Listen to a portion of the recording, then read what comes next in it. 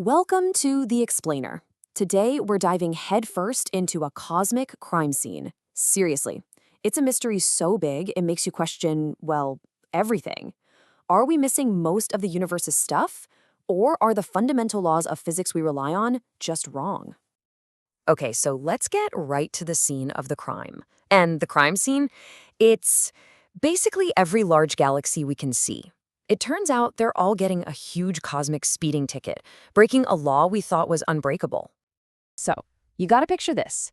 Back in the 70s, astronomers, including the incredible Vera Rubin, were carefully mapping out how spiral galaxies spin. And they found something, well, something that just made no sense at all. The stars way out on the edges, they were moving way, way too fast. All right, let's break this down, because this is the heart of the mystery. What we expect to see is on the left. Think about our own solar system, right? The outer planets like Neptune move way slower than Mercury. That's because gravity gets weaker the farther you go. Simple enough. But what we actually see is on the right. The speeds don't drop off, they stay flat. The stars on the edge are zipping along just as fast as the ones in the middle. For that to happen, there has to be a ton of extra gravity holding them in orbit. Gravity from some kind of mass we just can't see. And boom, that's what we call the missing mass problem. So to really get why this is such a mind-bending problem, we need to take a quick step back and talk about the law of the land. The very fabric of the cosmos. Gravity. You see, Einstein completely flipped the script on gravity. He showed us it's not some invisible rope pulling things together. Nope. It's more like mass and energy, like a heavy bowling ball, actually bend and curve the fabric of space-time, kind of like a trampoline.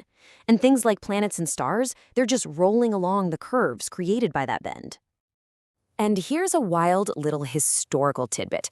Even the guy who literally wrote the book on gravity, Isaac Newton himself, was super uncomfortable with his own theory. This whole action at a distance thing, he called it a great absurdity. He had this gut feeling that something deeper was at play. And yeah, he was right. It just took a few centuries for Einstein to figure it out. Okay, so back to our crime scene with these speeding galaxies. All that extra gravity has to come from somewhere, right? And that leaves us with two prime suspects. Suspect number one, there's an invisible accomplice, some hidden mass we can't see. Or suspect number two, the law of gravity itself is just wrong. So let's look at the lineup. First up, we have dark matter. This idea says, hey, our understanding of gravity is perfectly fine. The real issue is that galaxies are swimming in these huge invisible halos of some new kind of matter, dark matter. Then we have our second suspect, a pretty radical idea called MOND, which stands for Modified Newtonian Dynamics. MOND says, forget the invisible stuff. There is no missing matter. The problem is with gravity itself. It just behaves differently than we expect on these massive scales.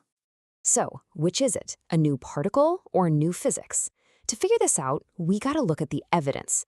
Let's examine the clues the universe has left for us.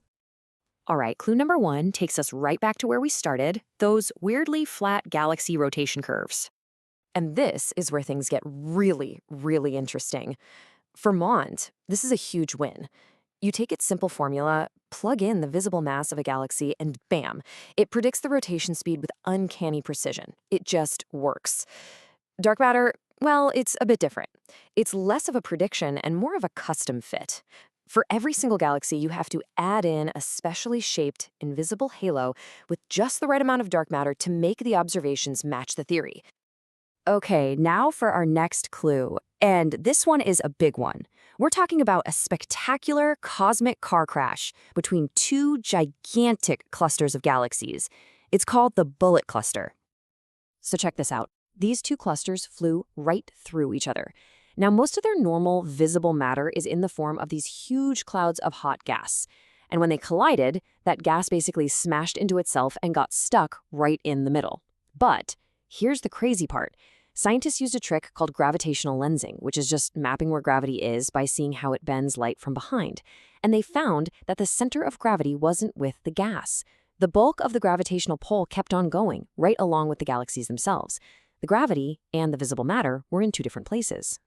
Now, this is what many people call the smoking gun for dark matter. Why? Because if dark matter is some kind of particle that doesn't really interact with anything, it's collisionless, it would just sail right through the crash along with the galaxies. That would perfectly explain why the gravity is separated from the hot gas. For Mond, on the other hand, well, this is a really, really tough one to explain. So, after looking at the evidence, you can see why this cosmic detective story is still wide open. The jury is definitely still out on this one. And here's the heart of the whole dilemma. You've got dark matter, which is fantastic at explaining the really big picture stuff, the large-scale structure of the universe, things like the bullet cluster. But it really struggles to explain why those galaxy rotation curves are so neat and predictable. Then you have Mond, which is the complete opposite. It's absolutely brilliant at the scale of a single galaxy, predicting those rotation curves perfectly. But when you try to apply it to bigger things, like galaxy clusters or the early universe, it starts to run into trouble. But look, this isn't science failing. Not at all. This is what science is all about. We're right at the edge of a huge discovery. And every new telescope, every single new observation could be the clue that finally cracks this case wide open. So that's where we stand. And the question couldn't be bigger. Is the universe mostly made of some mysterious, invisible particle we've yet to find? Or is a law of physics we've trusted for centuries incomplete? The search continues, and whatever the answer turns out to be, it's going to completely reshape our understanding of, well, everything.